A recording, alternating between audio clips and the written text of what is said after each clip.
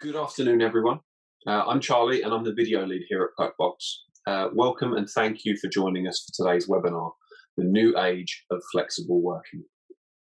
You may have heard of us here at Perkbox, but if you haven't, Perkbox is the UK's leading employee experience platform. Our mission is to help employees live better in life and at work.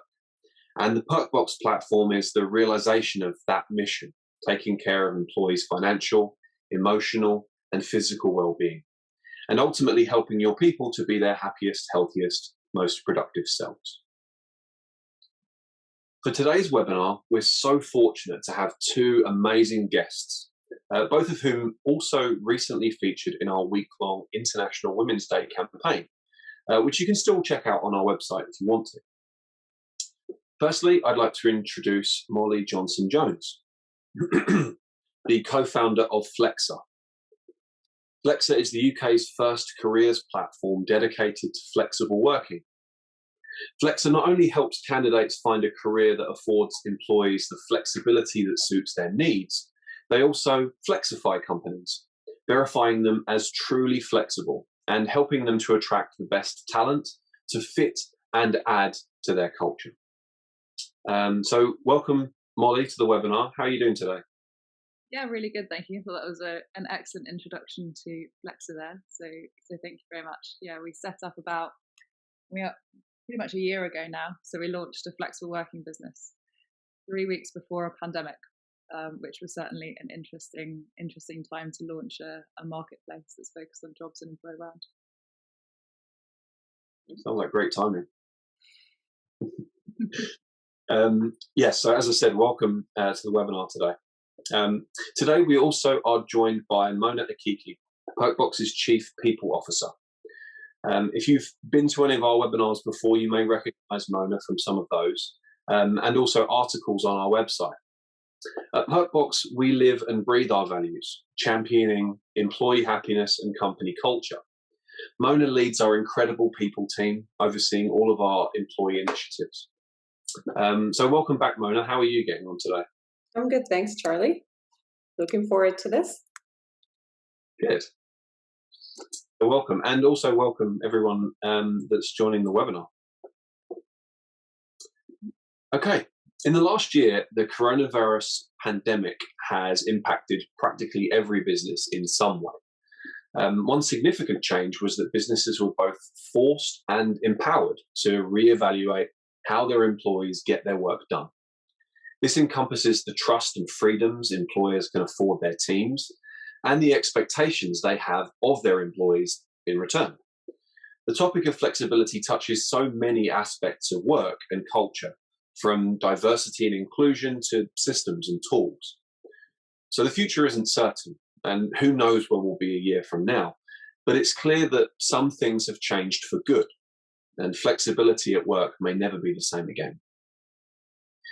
Today, we have around an hour, and we're excited to discuss some of the hot topics around flexible working that have been an inescapable part of the last 12 months. We'll be discussing what it means to be a flexible workplace in 2021, the benefits to employees when working in a flexible environment, how to leverage flexible working to support your D&I goals, practical advice for creating a flexible workplace, and how to measure the success of your flexible working policies.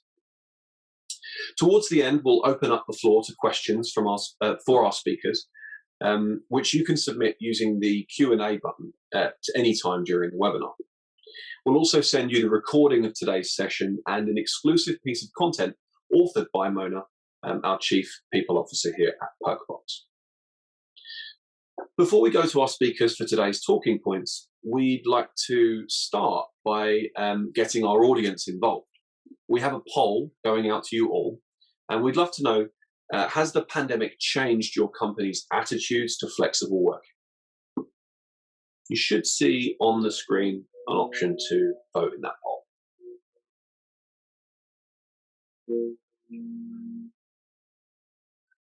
While people are doing that, Charlie, there's a couple of questions already just on whether we're sharing the slides. Okay. Yeah, so we will be sharing a recording of this at the end of the session. Wow. Do we have the results? Yeah. Okay, so that looks quite unanimous. 92% of people said yes. That's huge. Yeah. Does that surprise you, Mona and Molly? I don't know if I knew that it was high. I didn't realize it was that high, which is great. But in a sense, I guess it's not surprising because we've asked most people to, overnight change the way they work. Yeah, I was going to say what we see is that the idea of companies being truly flexible, as in offering flexible working without employees having to ask, has pretty much doubled over the past 12 months. So I think that 92% of people reconsidering definitely reflects how much of an enormous shift that has been.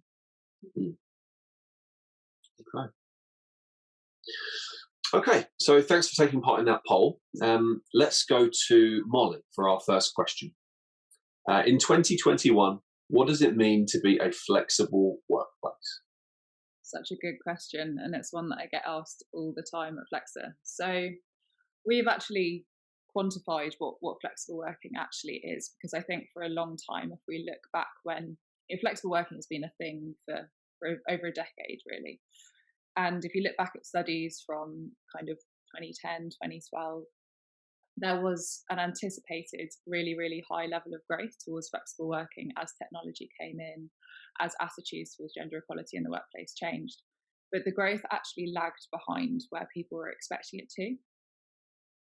So I think that's really interesting because there was a fundamental reason for that happening. And I think it was the lack of definition around what flexible working actually is.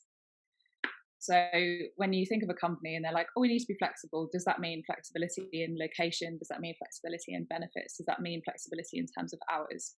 And what we've done is said to companies that come to us, like, there is no one box that you need to fit in necessarily to be a flexible company, because what is right for one company could be completely different to another company as well.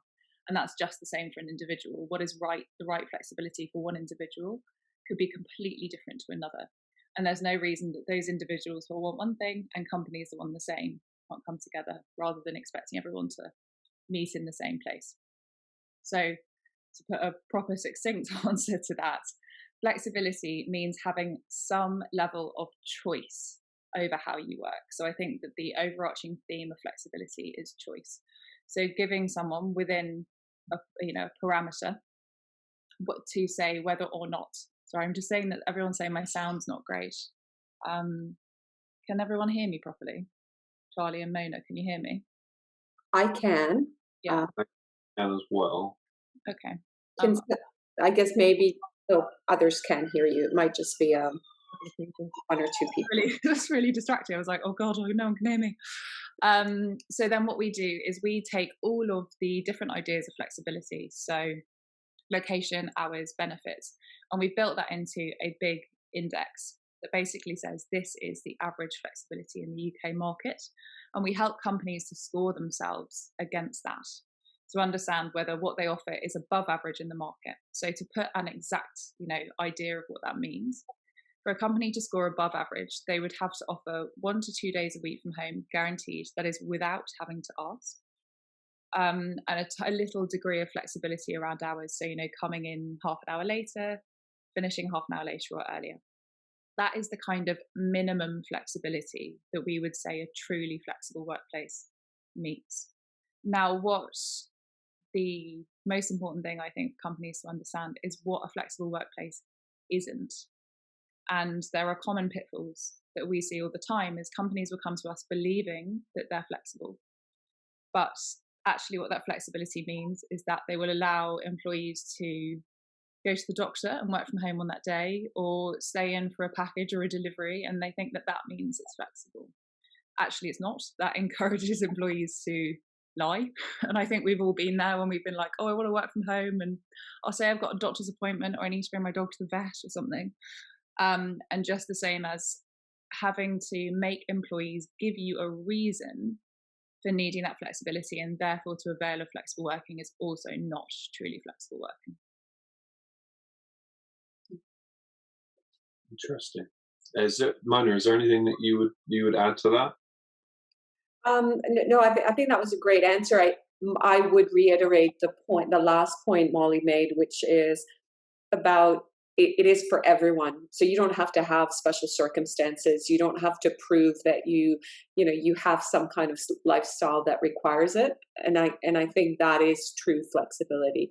It's really just about trusting people that they will do the work, and it's more of an outcome-based organization rather than where you were working from or how you're working.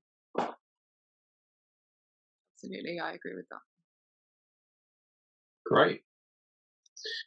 Okay, so let's move on to another poll.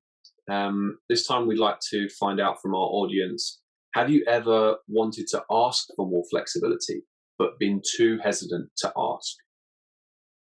Quite nice, actually. This follows on quite well from our last question.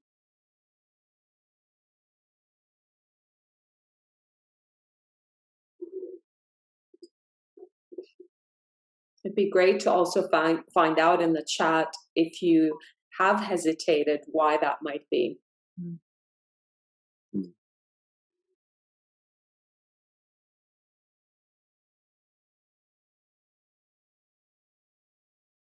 Okay. So over 60%. Yeah, that's really interesting.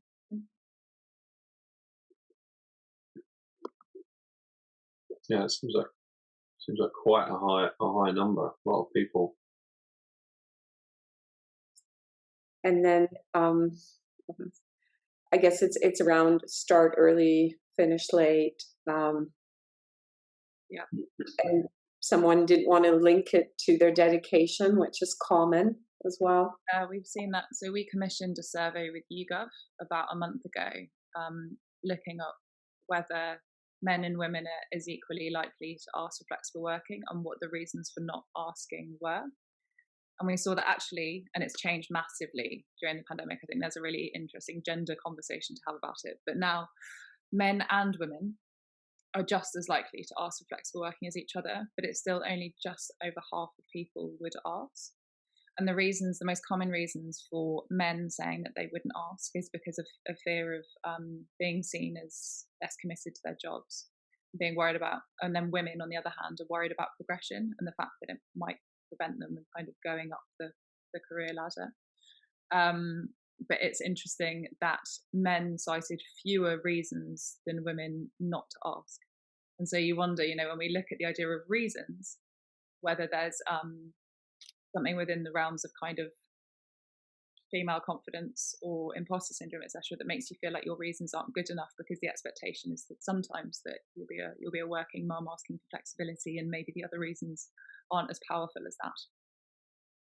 Yeah, but I have also heard recently people who don't have kids, or individuals who don't have traditional responsibilities, have a hard time asking because they think that they don't need to sacrifice, and so they can kind of pitch in a little bit more, and the expectation is that they do. So a lot of comments around flexibility on start and end times, which it's interesting because that's not everything to do with flexibility.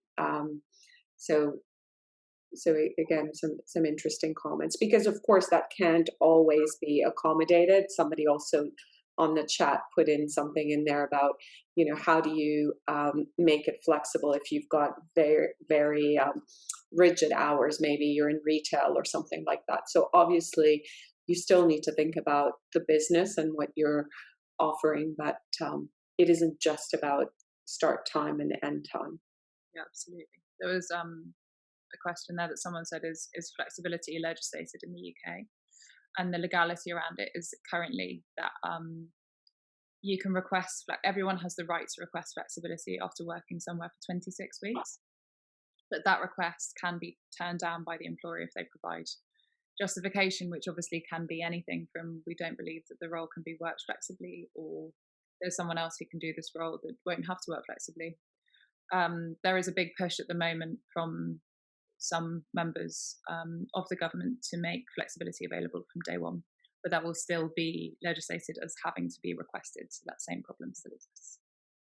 And I think the way we're defining flexibility definitely in this webinar today is not just to provide the minimum legislative stuff. Absolutely. It's about being flexible for absolutely everyone, which is really important. And it is about trusting your employees and trusting each other in general. Which segues into our next question. Yeah.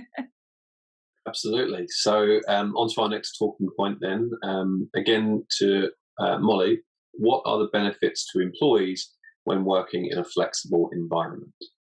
There are so many. And I'll start with a story as to why we even started Flexa in the first place, although this is a story that started 5 years ago, so it took a while. So I left university and went straight into investment banking. I have an autoimmune disease that I've had since I was 18. That means that I'm technically registered as disabled. Obviously, going into investment banking, probably not the best decision, not the most notoriously flexible company, and I think that's all come to light with Goldman Sachs recently. And anyway, I was there for about 18 months, and I asked to work flexibly, to work from home. 1 day a week, nothing groundbreaking, but 5 years ago that was pretty different. And they briefly entertained the idea for 1 week, and then they put a settlement package in front of me, sacked me, and told me to leave immediately and never come back. So for me, the benefits of flexible working at that time, the reason that I asked for it was because I was struggling to maintain a full-time professional career, even though I had the cognitive capacity to do so, just because my feet and my hands were swelling up. And so I couldn't get into an office. It would have meant I wasn't taking sick days, so I would have cost the company less money. And I still would have been able to work to my full capacity and do very well in my career had I just been allowed that. So when I talk about the benefits, for me, it comes from a personal standpoint, as well as we've got over 50,000 candidates on our platform. So we hear from them all the time about why they want it. And we hear from the businesses that offer it. We have over 50 businesses working with us of why they offer it and the benefits they get. But it's kind of break it down into 3 areas of the benefits. So there's the direct benefits. If you trust, exactly as Mona said, if you trust your employees and you treat them as adults, the likelihood is that 90% of people are going to thrive, and they're going to be very happy that you've been given that autonomy and that freedom to choose how they work. That means that engagement increases, employee retention increases, so they'll stay longer, spending less on recruitment fees as a result of having to replace people, and people are more productive. The second reason, the benefits of having flexible working, is that a flexible working environment is fundamentally more inclusive working environment. And so companies that offer flexibility are much more likely to be able to build a truly diverse pipeline of people and to get diversity of thought, diversity of experience, and diversity of backgrounds into their company, which often can be a real struggle for companies, is building a truly diverse pipeline. And the third one, the benefits to employees particularly, I think, is it allows you to choose which companies value you rather than just value you sitting on a seat. They value the output, because flexible companies generally are quite output driven. They tend to be much more measurable in terms of what you achieve. And they're not just going to expect you to be another number who's sitting there for 10 hours a day just because they need to be seen to be. So I think overall, for employees, there's obviously happiness and productivity, but for companies, it's also treating your employees as human beings, and being known as a company that does so. Yeah. And I think, I would just add there is a benefit for businesses as well. Just like Molly said, it is about being able to, especially these days with everything that's happened with the pandemic, with people kind of realizing how they work best. Because I know personally, I never thought I was someone who could work well at home. I've never in my life actually voluntarily took a day where I would work from home. And I thought it was because I wouldn't be able to focus, I wouldn't be able to access my colleagues and do what I needed to. And I found myself at the beginning, it was really tough. But then now I've kind of figured out what adjustments I need to make. And I realize that there are really certain things that I do better from home than others. And I will probably be always the type of person that will want to go into the office to collaborate, to interact with people, come up with new ideas and when you need to, and strategies and everything else. But when I need to focus on something, I probably will stay home and do that from home. And so if you provide your employees, if you're able to, and I realize not every business, there are businesses that need people there all the time, but if you are able to provide that flexibility, then that's great. I know we've got some people just looking at the chat working in NHS Trust, and of course you've got clinical staff that can't work from home every single day. And I don't know enough about that population, but I would imagine it's a lot less flexible as far as location. But again, there are ways in which you can make it more flexible. I would imagine things like having them schedule their days. That if you have a certain number of hours that they need to see patients, then maybe if they can schedule those days or those hours a little bit better for them. So there's always something that you can do to provide flexibility. You can contemplate part-time a lot more. Certain organizations aren't open to part-time. So if you contemplate that, you're probably opening yourself up to a whole bunch of new amazing employees that can join your business. So there's reasons why you'd want to do it from a business perspective as well, especially if you're finding it hard to recruit and you don't have a lot of options and out there. So there's just another way to open up your pool.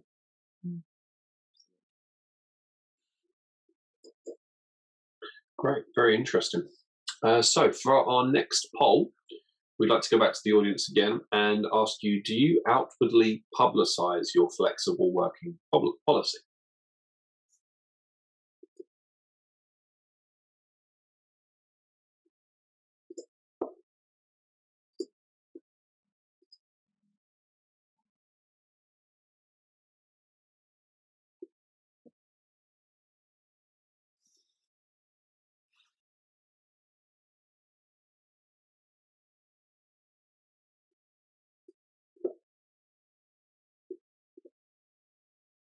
Wow, Yeah. that's amazing. It's really interesting. Even I didn't think it was that high. So this is about, Jordan's asking if it's personally or we meant from a company perspective, in the sense that, do you, when you recruit, do you tell people you have it? It's a shame that people don't, if they do have one. Yeah. It is a shame that they don't. It's interesting. At least one person's written in there as well that they wrote no because they don't have a policy right now, which is interesting. Yeah.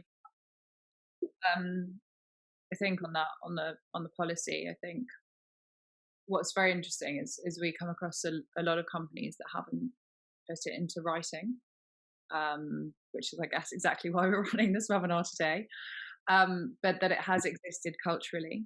And I think that there is just as much importance on the policy as there is the culture of flexible working as well. So even if you haven't put it in writing, if you do operate a culture of flexibility, that's the biggest hurdle overcome, and just putting it to writing is the kind of small step at the end. So I wouldn't be afraid of putting it into writing and using that as a talent acquisition tool.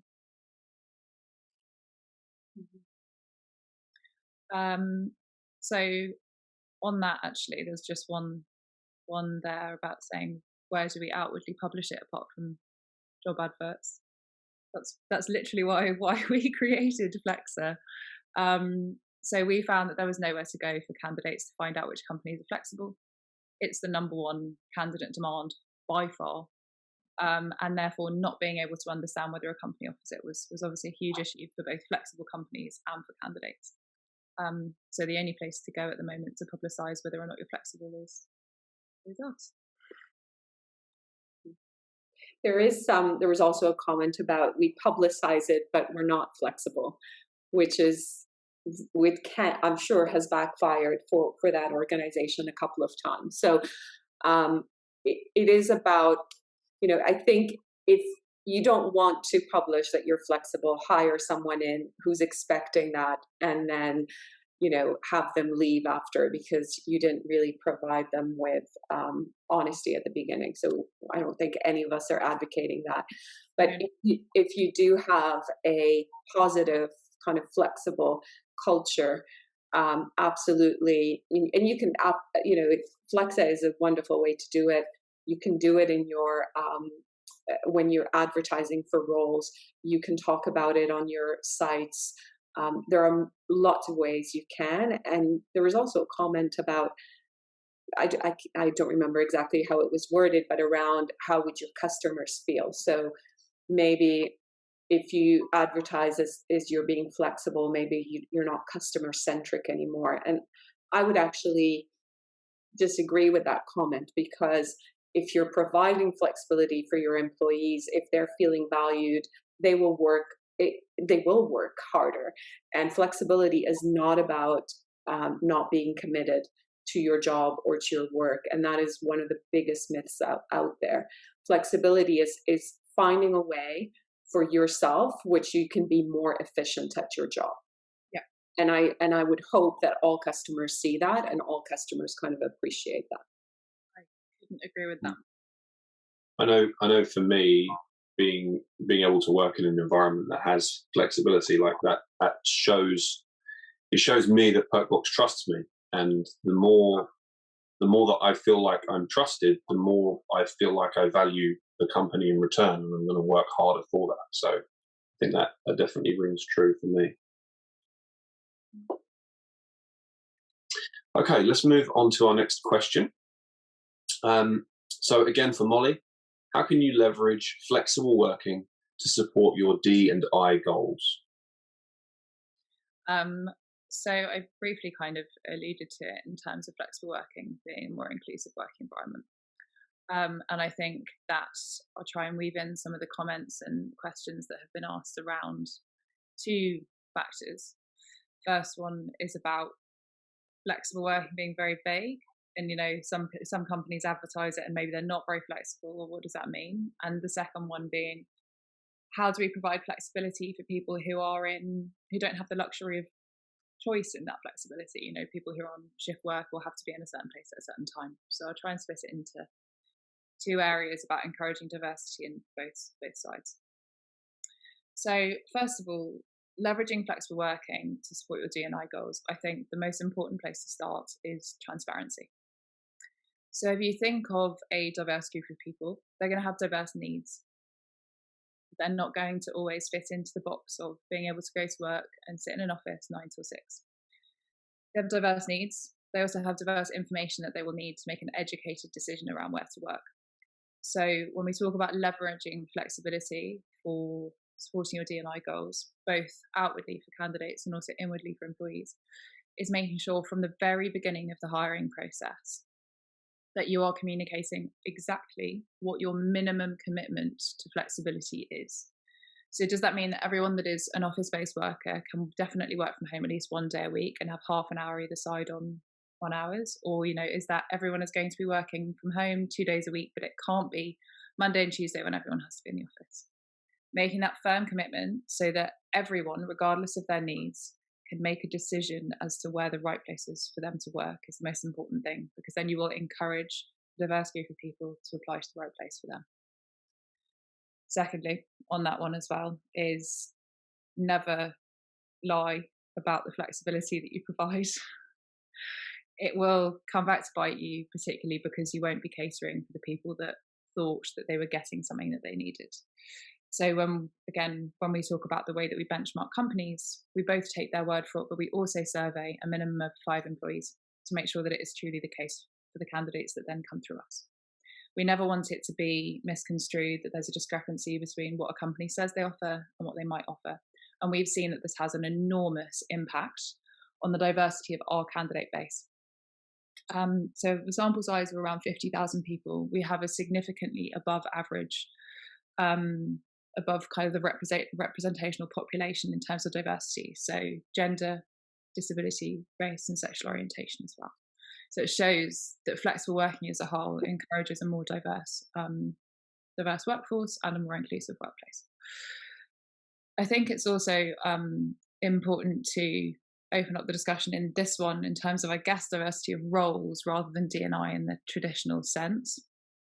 So I think we're all fully aware of the privilege that we have in being able to choose to work from home, and that our jobs will allow us to do that. And I think this is where the definition of flexibility starts to be better when it's a bit more non-traditional. So if someone, for example, has to be in working shifts in a specific place, how do you offer them flexibility? Really, really good question. There are lots of what we call flexible benefits that you can offer people that will make a really big difference to their work-life balance, their happiness, and their perceived flexibility as well. So lots of companies going above and beyond at the moment in terms of offering more than just statutory sick pay, offering enhanced maternity and paternity leave regardless of role, offering unlimited or enhanced annual leave as well, whether it's dog-friendly offices. You know, there's certain things that you often overlook as being flexible, but actually it really does make a difference to how someone can manage their work and their life. So I think it's both about outwardly publicising that flexible working, but also thinking of it in a non-traditional way to think, how can we give everybody a little bit of flexibility, even if they're not normally in a role that might be able to be worked flexibly.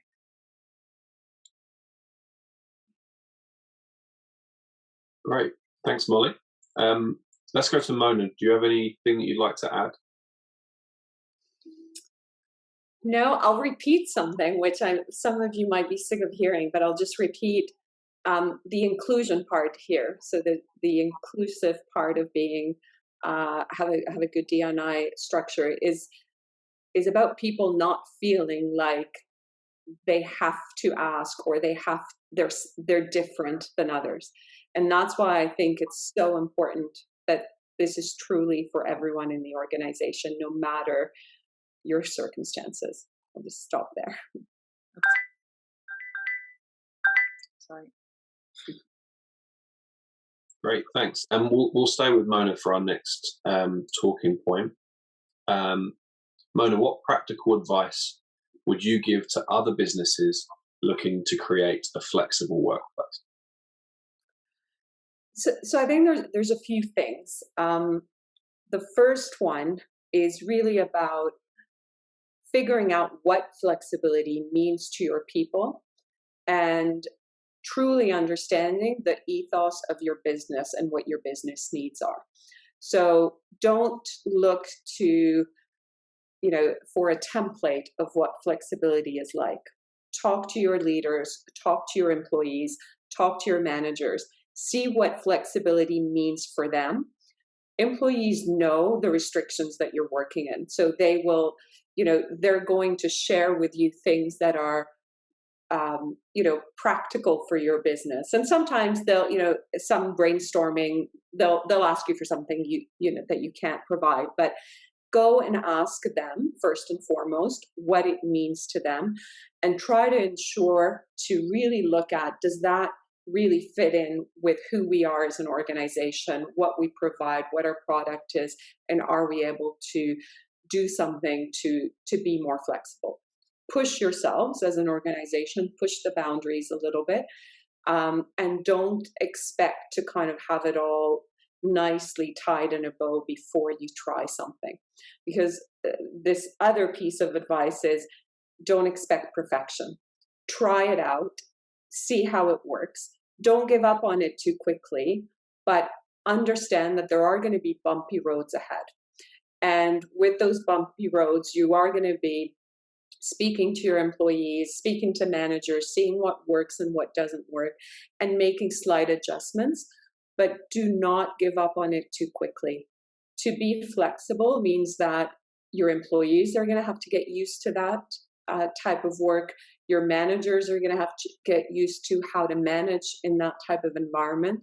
Again, if we look at the pandemic, I am sure that in the first month, we all struggled to work from home. And so it's about just and we had no choice. So we kept on giving it a go. And we got to a point where it's not perfect, but it got probably a little bit easier.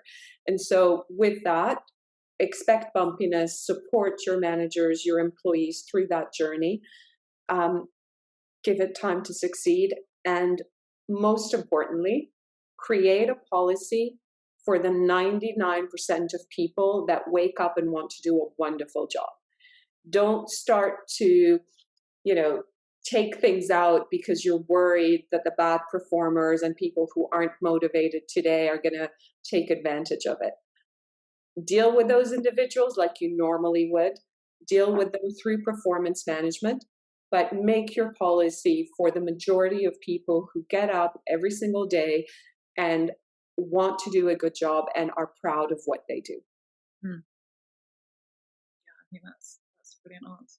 I'd add to that and I'd say, well, echo, that listening to your employees is the most important place to start. It could be that you make a survey on SurveyMonkey. You just ask people what they want, what they don't want. You can go to an official kind of measurement tool like we have, or like Peakon have, for example, to understand. And then take what the majority of people want and start testing that. I think where the biggest issue and hurdle that I see companies facing is they jump to going, oh God, but will we have to pay people's expenses then when they decide to go to the office? And will we have to do at-home risk assessments for working from home? And will we have to provide this and provide that? Cross those bridges when you come to it. It doesn't have to be all in writing at the very beginning. Again, I really think that the best way for companies to approach it is by making that minimum commitment. Don't try and address everything. It's almost impossible to address everything until you really know. And say, here is a minimum commitment that you can have, and also don't force everyone into doing that if they don't want to. It's the choice of whether you want to take that up or not. We're not trying to, I just saw someone say it, remember, it's not for everyone. It's not for everyone. And I'm not glamorizing flexible working. It works for me and it works for the vast majority of the population, but it's not for everybody. And so it's about giving people the choice. And so make that minimum commitment and say, you can have this, but you don't have to. And see from that minimum, can you build on that a little bit, build on that a little bit, build on that a little bit. And don't be afraid to get things wrong. And with that, it just reminded me of a point. I know that a lot of organizations, not a lot, but a few organizations have said to themselves, you know what, we're saving lots of money. We're going to go fully remote. That is not flexibility in a way, because you're actually not necessarily gearing to your work style to everyone. Many people don't want to be home.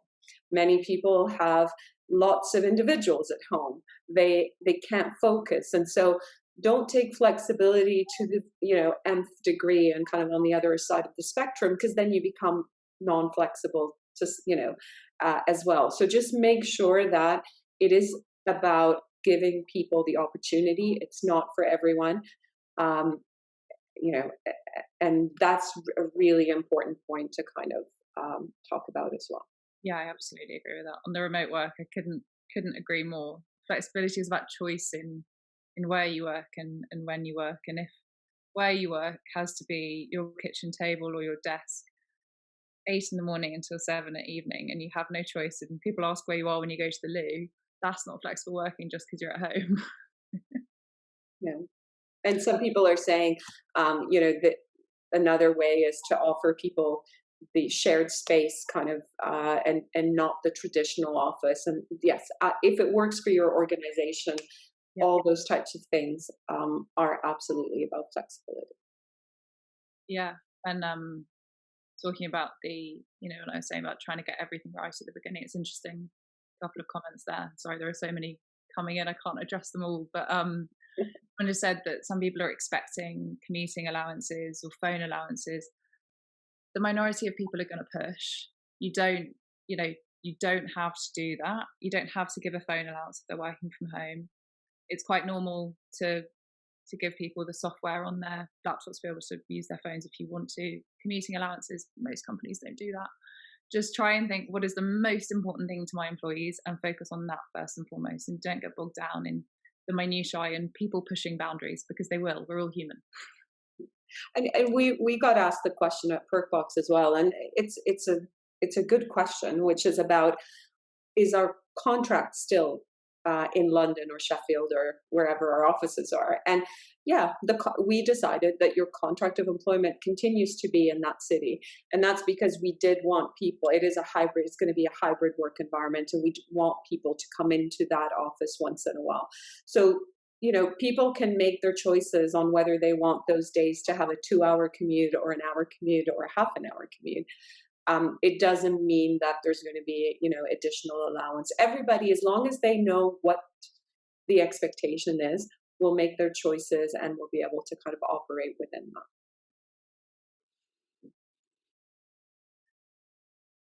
that. Okay. Thanks both. So let's go on to our next poll. So we'd love to know, what do you think are the biggest drivers of success?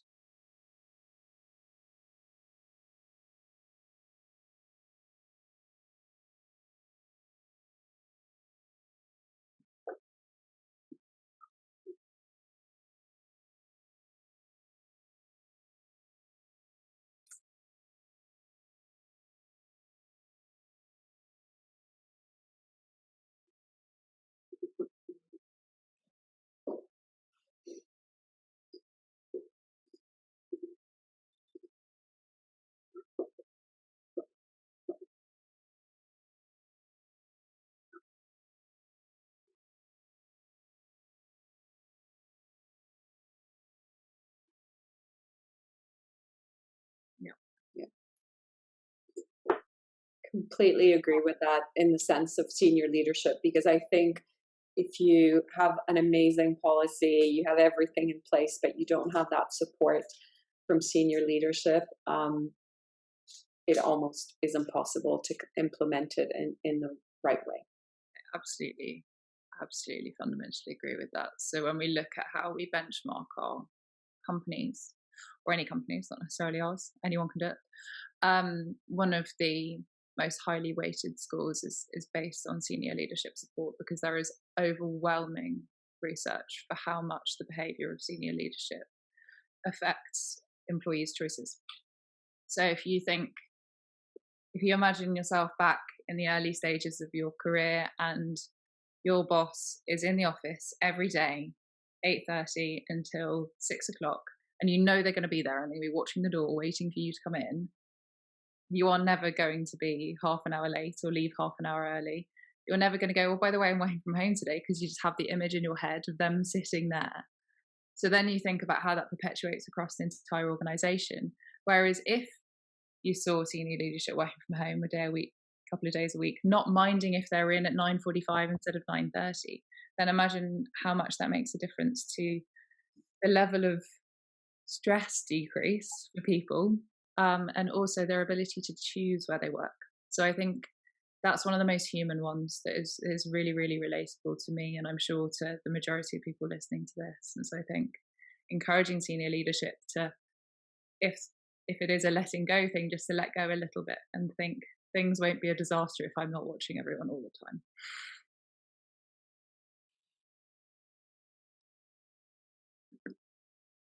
Okay. So for our final question, let's start with Mona. How can you tell if your flexible working policy is working? So, I mean, again, lots of ways that you can tell. I think the first one is about just demystifying it, and the fact that you have less stigma in your culture around flexible working. So where people are truly judged by their output, not judged by, you know, how they're working necessarily. So that's the first way. So if you don't hear managers or colleagues kind of make snidey comments about individuals who are working in a different way than they are, then you have success. And that's all about, you know, having better empathy in your organization, more trust across your organization and your culture. I think that's one way to find out. The other way is where there's no cultural divide, and what I mean by this is people aren't thinking about it as, oh, I work remotely and I get along with other remote workers, but I don't tend to kind of interact too much with those people who go into the office more often. Or so you don't want that us versus them attitude. And there are things that you can do as an organization to make that cultural divide disappear. And it is about, I've seen so many things on the chat, so many comments around the tools that you use and all of the things that you ensure that you can continue to have that connection between employees. So just that you're an employee and you're not labeled by whether you use flexibility or you don't use flexibility. And also around, employees, managers, everyone else really recognizing people for their good work, no matter how they do it. That's really important. And it's really important at the very beginning for leaders and managers to make sure that they're doing that, make sure that they're not having their own biases on who they're recognizing, and do that well. And the other two things I would say that are really important. One is that the one-off requests or the special requests that you're getting are actually lessening because you have provided flexibility for everyone. People aren't needing to ask anymore. And if they're not lessening, it means that you're probably not providing the flexibility that they're looking for, which goes back to my point and Molly's point at the beginning. Talk to people, find out what it is that they really need and want. You're always going to have, one or two special requests, and that's fine. But it's around, like, you're not getting as many as you used to. And finally, something that we don't want to forget, that your business is actually continuing to succeed, right? That you are able to have a successful business, that your employees are truly engaged, your employees are doing a great job, and that your business is able to thrive in that way. Because you don't want to just look at the results of the business or just look at employees' needs. It really is a bit of a combination of both of those things. And the belief is, and I do believe it, if you are flexible, then you are going to be able to have better and more engaged employees that will translate into better business results. Yeah, I think the point around decreasing requests for specific ways of working, I think is such a clever thing to point out. So whenever we think about flexible working and what the goal is, what's the point of us talking about all of this? Fundamentally, it's about creating an environment that allows everyone to thrive, regardless of what their needs might be. And as Mona touched on, that means moving away from the idea of saying, if you've got 10 people and 6 of them can work in the office 9 till 6 every day, and that's fine, or you have 4 people that need to maybe pick their kids up or work from home 1 day a week, work from 2 days a week, have a lot of doctor's appointments. You're taking those 4 people and you're saying, well, you can't work in the normal way, so you're different, so we're just going to give you this other way of working. The success of flexible working is that doesn't happen. You don't create that divide. You don't other those people, so they don't have to ask you for a different way of working, and that is measurable by the number of requests that then come in. I think I'd also say that you can tell if your flexible working policy is working if it is hand in hand with your culture. Because if your flexible working policy says one thing, but all of your employees and your culture says another thing, that they're actually terrified to work from home, then it's not working. And that there are maybe other things that are not a policy that were done in that poll there, senior leadership, managerial training, etc., that then starts to influence that. And there are, it's not all easy, right? So there are groups of individuals, even within Perkbox, that aren't able to work from home all the time. And those are individuals that take care of the facilities, that kind of keep our office buzzing, working, and so on. But, and we do, with this new hybrid workplace that we're creating, we will have individuals that can't do it in the same way as everyone else. But as long as you make that clear, and as long as you explain why that is, and we haven't received a complaint about someone who's a facilities manager not being able to work from home. People understand, but it's about giving them different types of flexibility, and it's about kind of ensuring that you appreciate what they do, others appreciate what they do, and being open and honest about the constraints that you have in different groups across the organization. Yeah, transparency, I think, is the number one thing there. If you're advertising a job and you're calling yourself a flexible company and you're worried, you're like, oh no, but I've got to advertise this facilities manager role and it's not flexible. Just say, like, there's not people you have to give them a little bit more credit than I think humans give humans generally. Like, if they're applying for a facilities manager role, they know they can't do it on the moon or in their bed. Like, they know that can't happen. So being completely upfront with, this can't be work from home. There might be a little bit of degree of flexibility on hours, and these benefits will still be available. And that level of transparency is what people need, because it's treating them like human beings and like adults to make a choice. Whereas, one of your software developers, you'd be upfront and say, this could be work fully remotely. We don't mind. We'll hire plus minus 2 hours GMT. And it's just about giving individuals the information to make an educated choice about that. And I think there was one thing that I would shout from the rooftops. It's for the need for transparency from companies. When you're trying to encourage people to come and work for you, you need to tell them what that's like. Hey, thanks very much.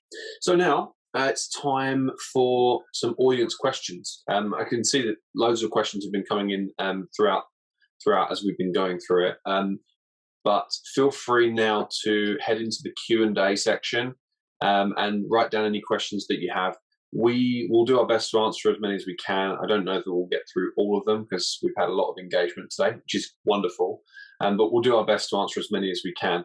If your question is in the chat section, there's a lot in there, so I'd encourage you to go into the Q&A section and maybe resubmit your question there, just so that we get to it. And feel free to post any questions now. And we'll give you a few minutes to submit your questions. And while we wait, let's just check in with our speakers for one more thing. I wanted to come to you both for a tip that people can take away, that you can share about making flexible working more of a success.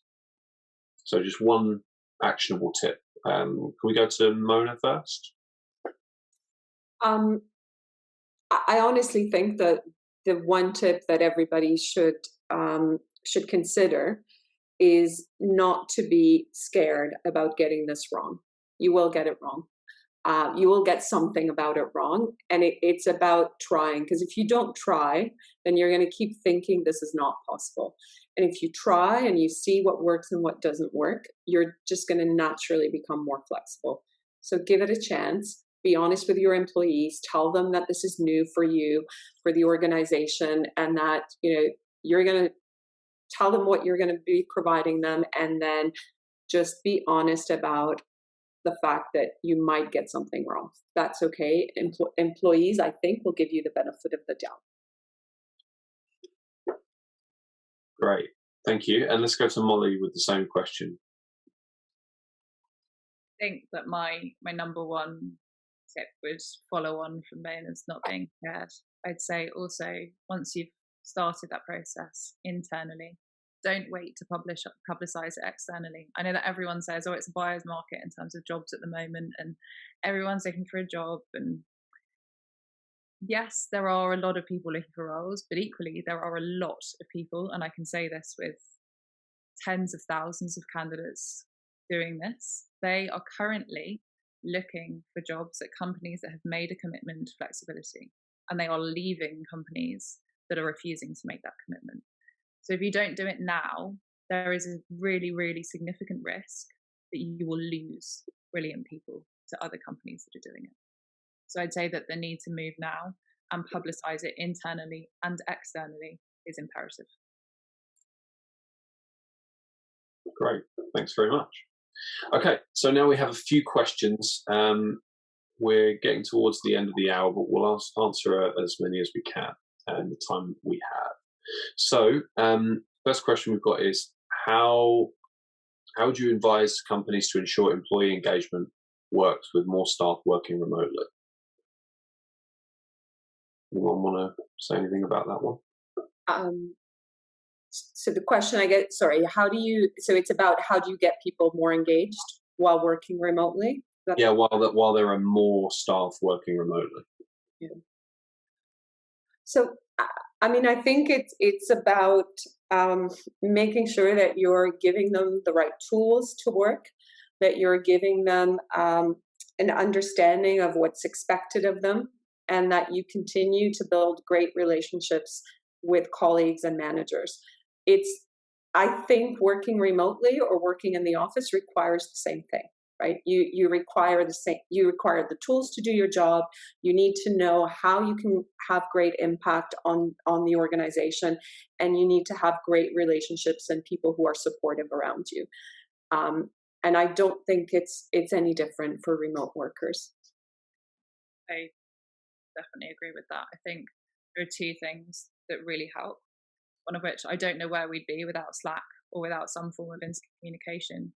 People chatting rubbish about things that aren't work related, getting to know each other, having fun. Equally, it means that you're not relying on emails and slow communication times. So choose your instant messaging tool wisely and use it. And the second one is, just because you move to a hybrid or remote working model doesn't mean that people don't meet up with each other altogether. I think that's the immediate concern is like, oh God, we're never going to meet up as a company.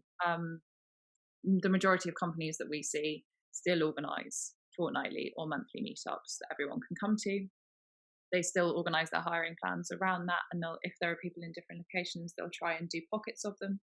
We, for example, meet once a month in London when COVID hopefully will permit again, but we were meeting once a month to work in a co-working space for a day, go to the pub. We paid for people's hotels overnight, but obviously you don't have to do that. And just remember that you can still socialise even if you're not chatting around a water cooler with people every day.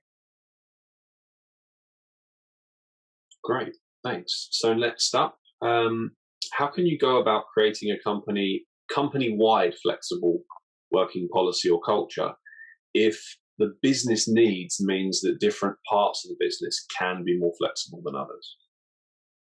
It's about that minimum commitment again. So what can you say comfortably commit to everyone? About what you can say is that going to be slight flex on hours for everybody and all of the benefits are going to be the same? Can you offer everybody 1 day a week from home? If you can't, and it's literally impossible to create a blanket minimum, then outwardly say through internal comms, the sales team will have this, the marketing team will have this, the engineering team will have this, so that everybody has awareness around what the ways of working are and explain the reasoning behind it as well. I'm definitely not of the belief that every company should just throw everything out the window and allow everyone to work anytime, anywhere, any place and not care. I'm fully aware of the limitations of each individual company, but that's not an excuse to not become flexible. You can do it. It just might require a little bit more nuance or a little bit more internal communication than you're comfortable with. But transparency, again, is the most important thing there. And giving a little bit of that power back to teams. So, for example, we struggled internally at Perkbox to decide, what does hybrid look like for us? And we actually tried to find the perfect formula. And then we decided, okay, instead of that, what we're going to say is you need to be in the office 50% of the time. The days in which you need to be in the office, we'll let you and your managers decide that. So your managers could say, well, actually, for this particular team, I want everybody in on the Monday. And then you can decide the rest of the days. Or the manager might say, I'm actually going to mandate the 50% days. Or they might say, do whatever you want. So if you give people a little bit of ownership on how to also do it, that's really great. But just like Molly said, you should figure out a minimum that works for you. And I'm not suggesting what we did is right for every organization. Our culture is different, and your culture will be different as well, and your needs will be different. but it is about figuring out what that is and just being extremely clear about communicating it internally. Wonderful. So next up, how would you sell a flexible working policy to senior leaders and get buy-in? Yeah, it's something that I think a lot of people are grappling with at the moment. If you have a senior leadership team that just want everyone in the office all the time, it is going to be difficult to convince them otherwise. The ways that you can are by using cold, hard facts.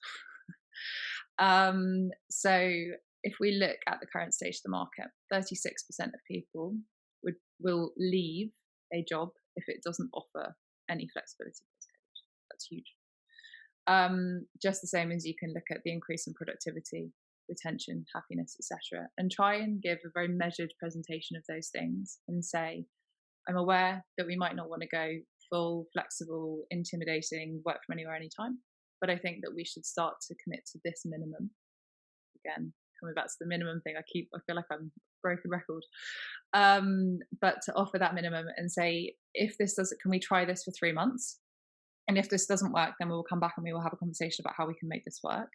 But we need to give this to employees. And also what's really useful is if you survey your whole employee base as well, to bring those facts in too, and try and show that what 80% of people want is this, and then suggest about how you could go about that. I think also giving a very clear plan about how that will be rolled out and what you are doing to mitigate the damage as well, such as if you see a drop in engagement or you see a drop in productivity, this is what we'll do, is also important. So building that roadmap and surrounding it with facts is probably the best way that we've seen companies go about it.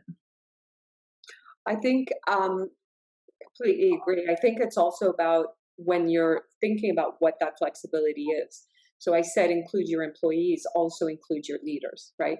Understand the business you're in. Understand the industry you're in. Don't propose something that is not going to be doable for that particular industry and that business and those needs. So if you're coming to your leaders with something that is logical, that can make sense for the industry and the company they're in, you have a better chance of convincing them to try something a little bit out of their comfort zone.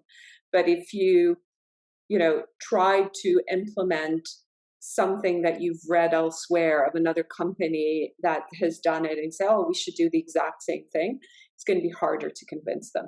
So first and foremost, ensure that you understand your business, ensure that you understand the differences within teams and the different needs that each team might have, so that when you're proposing something, it's something that is manageable for leaders. And most leaders, I am sure, are going to be a lot more open now than they were historically. So you utilize this momentum out there.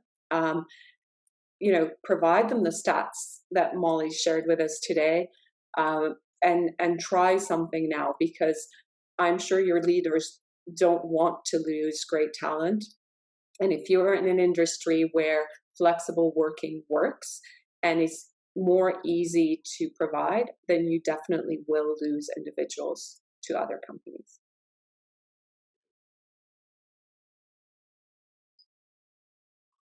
Okay, great. Well, thanks very much for taking all those questions, and thanks to everyone for submitting them. Sorry that we can't get to more of them. There are actually quite a lot of questions in there today. But thanks very much for being part of this discussion, contributing to the chat, and also asking those questions up. I think we did cover a lot of them actually naturally as we were talking through the session today. So hopefully we've covered a lot of what you wanted to get today.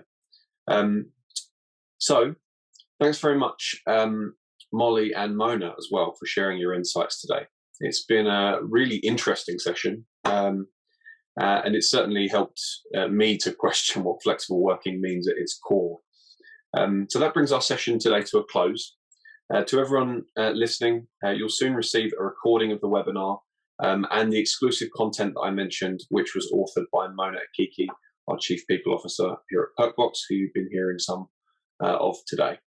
Thanks for joining us, and see you next time.